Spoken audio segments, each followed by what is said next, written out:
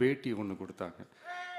அதில் பேசும்போது சொன்னாங்க, பேரறிஞர் அண்ணா அவர்கள் இருந்த இடத்தில் இப்படிப்பட்டவர்களும் அமர்கின்ற ஒரு நிலைமை ஏற்பட்டுச்சேன்னு எண்ணி எண்ணி கண்ணீர் வடித்தேன்.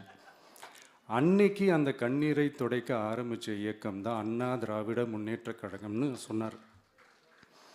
அதே மாதிரி 2017க்கு அப்புறம் 2021க்கு அப்புறம் தமிழ்நாட்டுடைய நிலைமையை பற்றி யோசித்து பார்த்த நம்ம தமிழக மக்கள் காமராஜர் அவர்கள் இருந்த இடத்தில், அண்ணா அவர்கள் இருந்த இடத்தில், எம்ஜிஆர் அவர்கள் இருந்த இடத்தில் இப்படிப்பட்டவர்களும் அமர்கின்ற ஒரு நிலைமை ஏற்பட்டுருச்சேன்னு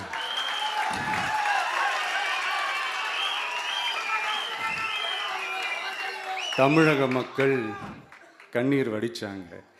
இன்னைக்கு இந்த கண்ணீரை துடைக்க ஆரம்பித்த இயக்கம் தான் தமிழக வெற்றிக்கழகம்.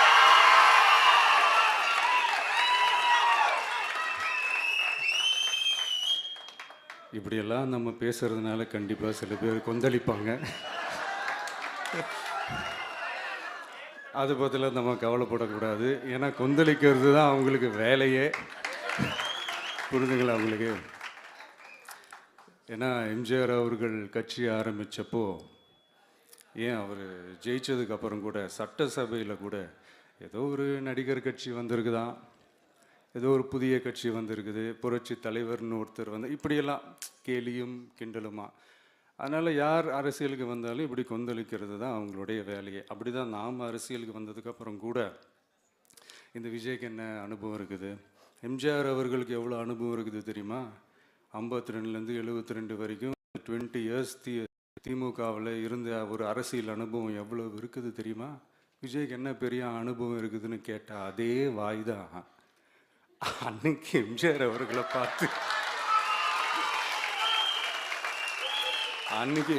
அவர்களை பார்த்து அரசியல் அரிச்சுவடி தெரியாதவர், கவர்ச்சியை மட்டுமே நம்பி இருக்கிறவர், அட்டக்கத்தி, வாய் விளம்பர வள்ளல், இவருக்கு கேள்வி மட்டும்தான் கேட்க தெரியும், பதில் சொல்ல தெரியாது, நிருபர்களை சந்திக்க மாட்டார், டெல்லியை வகச்சிக்க மாட்டார், மேலே இருந்து அவருக்கு அவ்வளோ ப்ரெஷர் இருக்குது, அப்படி இப்படின்னு சொன்னதும் அதே வாய் தான். அதனால் எம்ஜிஆர் அவர்களை மட்டும் இல்லை, அவருடைய தொண்டர்களை கூட விட்டு வைக்கலை. அது என்னது, இந்த பளபளப்பு ஜொலி ஜொலிப்பை பார்த்தா பல்லிழிப்பவங்க, இப்படியெல்லாம் கிண்டலும் கேலியுமா, இது எல்லாம் மக்கள் ஒரு மாதிரி சைலண்ட்டாக வாட்ச் பண்ணிக்கிட்டு என்ன பண்ணாங்கன்றது உங்களுக்கே நல்லா தெரியும். அவர் ஜெயிச்சதுக்கப்புறம் இந்த அரசியலில் பழந்துன்னு கொட்டை போட்ட அனுபவிச்சாலையும் இருப்பாங்கன்னு சொல்லுவாங்கள்ல, அவங்க எல்லாருக்குமே அந்த கோட்டைன்றது ஒரு பகல் கனவாகவே மாறிடுச்சுன்னா பார்த்துங்க. 77 மாதிரியே இப்போவும் அந்த பழைய தேஞ்சி போன, துருபிடிச்சி போன, நஞ்சு போன அதே அந்த பழைய வெப்பனையும் இப்போவும் கையில் எடுக்கிறாங்க. அதனால் மை டியர் ஜென்டில்மேன், டெக்னாலஜிலாம் வளர்ந்து வேற எங்கேயோ போயிட்டுருக்கு. அட்லீஸ்ட் உங்கள் டெக்னிக்கையாவது கொஞ்சம் மாற்றுங்க பாஸ்.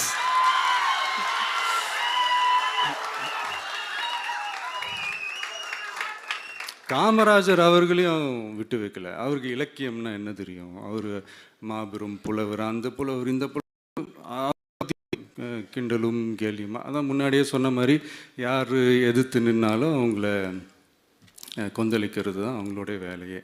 ஸோ இப்படி அவங்க பண்ணுற தப்பெல்லாம் நம்ம எடுத்து சொன்னால், அவங்க பண்ணுற அட்ராசிட்டியை பற்றி நம்ம எடுத்து சொன்னால், அவங்க பண்ணுற அந்த ஊழலை பற்றி தான் நம்ம எடுத்து சொன்னோம். முக்கியமாக நாம் அதை எடுத்து சொன்னால் 50 வருஷத்துக்கு முன்னாடி இருக்கிற அதே தகர டப்பாவை எடுத்து உருட்ட ஆரம்பிச்சிருவாங்க.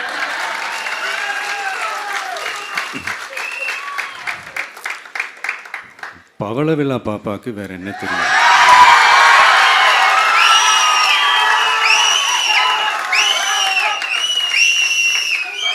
பழைய டப்பாவை உருட்டதானே தெரியும்.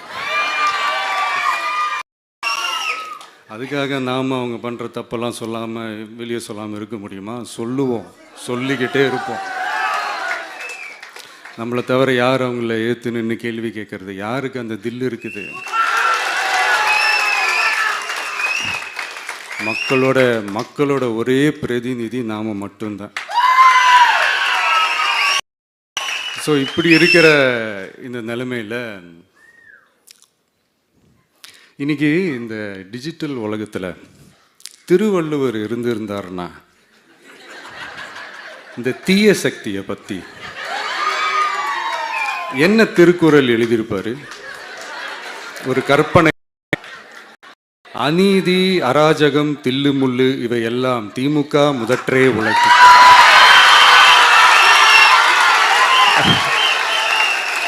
ஒரு கற்பனையா?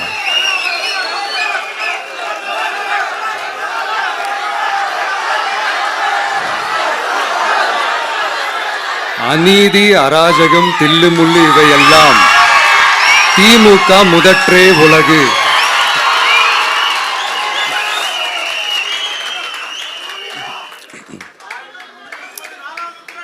அடுத்து இந்த என்னப்பா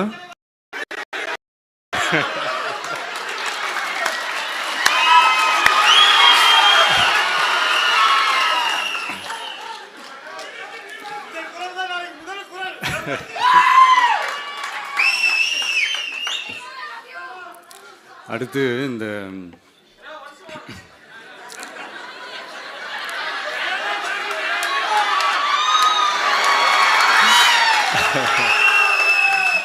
சொல்லிட்டேன், 2 வாட்டி சொல்லிட்டேன்.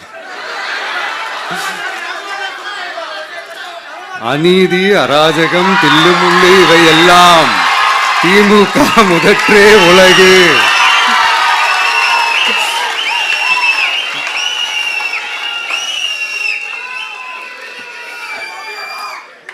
அடுத்து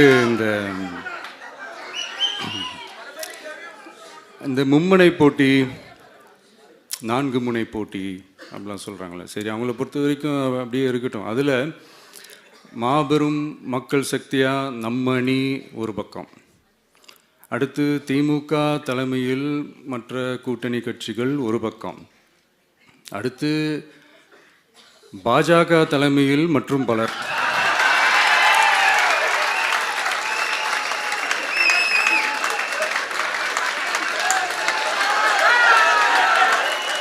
என்னப்பா சிரிக்கிறீங்க? உண்மையை தானேப்பா சொன்னேன்.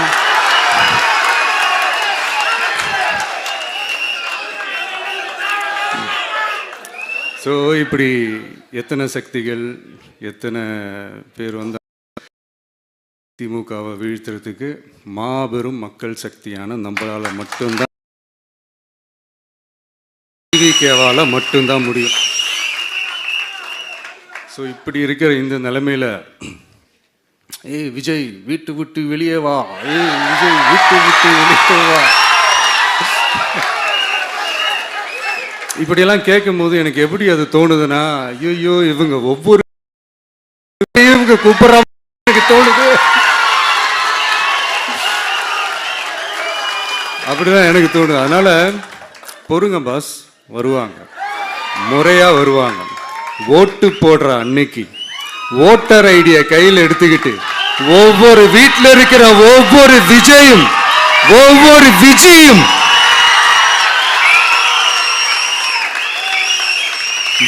பூத்தா காலையிலே வந்து நிப்பாங்க பாருங்க. அன்னைக்கு தெரியும் பாருங்க, ஏண்டா இந்த விஜய கூப்பிட்டோம்.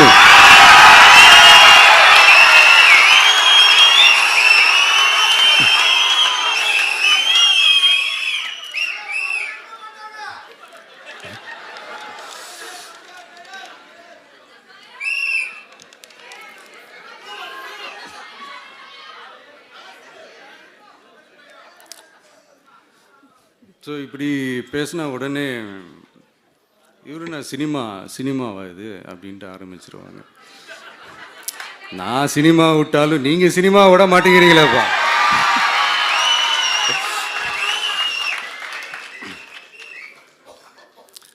அப்புறம் இன்னொரு ரீசெண்டாக அந்த ஒரு விஷயம் போயிட்டுருக்குல்ல, இந்த கருத்து கணிப்பு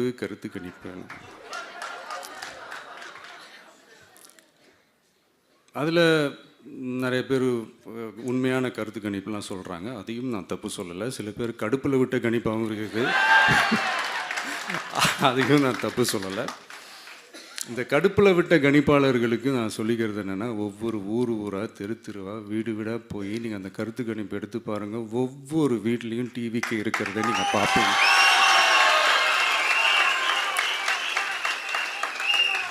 அப்படி சப்போஸ் உங்களுக்கு அது ஷாக்கிங்காக இருந்துச்சுன்னா ரப்பர் வச்சு எல்லாத்தையும் அழிச்சிட்டு மறுபடியும் முதல்லேருந்து எடுத்து பாருங்கள், அதே ரிசல்ட் தான் வரும்.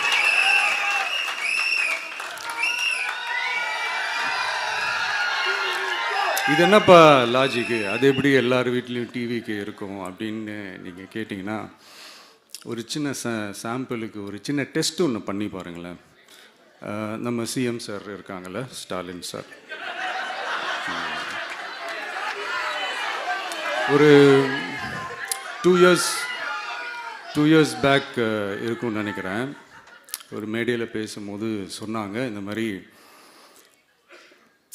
என்னோட கட்சிக்கு அவங்களுடைய கட்சிக்காரங்க சில பேர் பண்ணுற அட்ராசிட்டி, ஒரு சில மந்திரிகள் பண்ணுற சில அட்ராசிட்டிஸ்லாம் பார்த்து ராத்திரியில் எனக்கு தூக்கமே வரமாட்டேங்குது அப்படின்னு ஒரு 2 இயர்ஸ் பேக் இருக்கும்னு நினைக்கிறேன். அந்த வீடியோ கூட இருக்குது.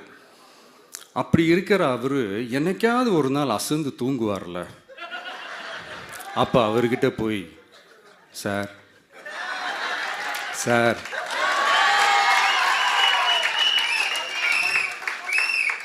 எந்த சின்னத்துக்கு சார் ஓட்டு போடுவீங்க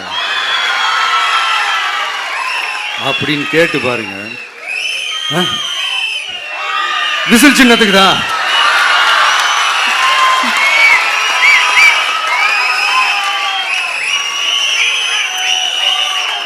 தூக்கத்தில் இப்படி டப்புன்னு எழுப்பி கேட்டால் டப்புன்னு உண்மையை போட்டு உடைச்சிருவாங்க.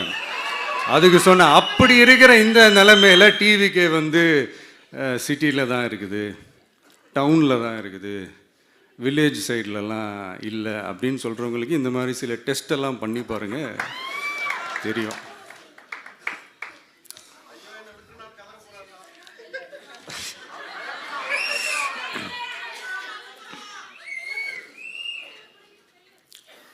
விசில் சின்னம் போகாத ஊரே இல்லை.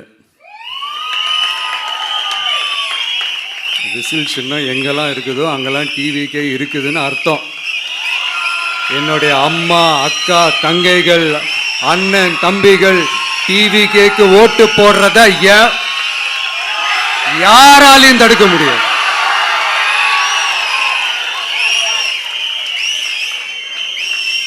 ரத்த சொந்தமா நம்மள நினைக்கிற நம்மளோட வகையராக்களை எந்த கட்சியாலையும் எவ்வளவு விலை கொடுத்தாலும் வாங்கவே முடியாது.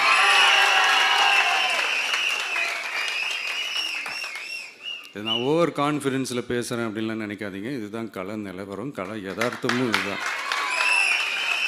தீய சக்தியை வீழ்த்துறதுக்கு தூய சக்தியான நம்மளால் மட்டும்தான் முடியும். இந்த 2026 சட்டமன்ற தேர்தலில் டிவிக்கே தான் மக்களோட ஒரே ஆப்ஷன். Otherwise no diversion.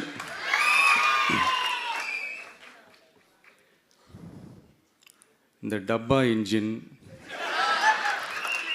ஓட்டை இன்ஜின், எவ்வளோ இன்ஜின் வந்தாலும் டாப் இன்ஜின் நம்ம டிவிக்கே தான்ன்றதை மக்கள் ஆல்ரெடி முடிவு பண்ணிட்டாங்க. அதனால் நம்மளுடைய தோழர்கள் அதை மனசில் நல்லா ஏற்றிக்கிட்டு இன்னும் ஷார்ப்பாக ஒர்க் பண்ணுங்கள். நான் ஏற்கனவே சொன்ன மாதிரி ஒன்றியம், நகரம், பேரூர், பகுதி, கிளை எல்லா இடத்துலையும் அந்த பூத்தாக அந்த நம்மளுடைய வேட்பாளர்களுக்கு ஒற்றுமையாக இருந்து வேலை செய்யுங்க. நமக்கு மாபெரும் கூட்டணியான, மாபெரும் மக்கள் சக்தியான குடும்பமாக நம்மளோட இருக்கிறாங்க. இன்னொன்று, அன்றைக்கி நான் சொன்ன மாதிரி நம்மளுடைய விசில் சின்னத்துக்கு ஓட்டு போட வைக்கிறது மட்டும்தான் உங்களுடைய வேலை. மற்றதெல்லாம் மக்களோட சேர்ந்து நான் பார்த்துக்கிறேன்.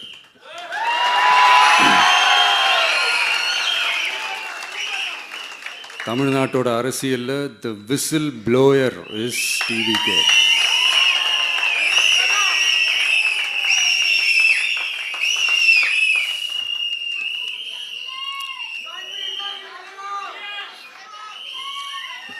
நம்ம மக்கள் இந்த விசில்ல ஊதுல இந்த தீய சக்தியும் இந்த ஊழல் சக்தியும் தெரிச்சு ஓடணும். எப்படி தெரிச்சு ஓடணும். அன்னைக்கு சென்ட் ஜார்ஜ் கோட்டையில் டிவிக்கு ஆளும் கட்சியா எழும்.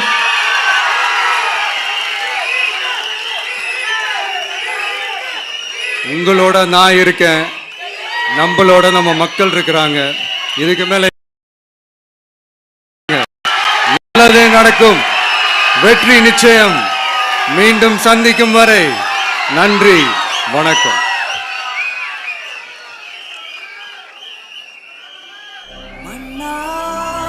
முதல்வர் இதோ தலைமை உரை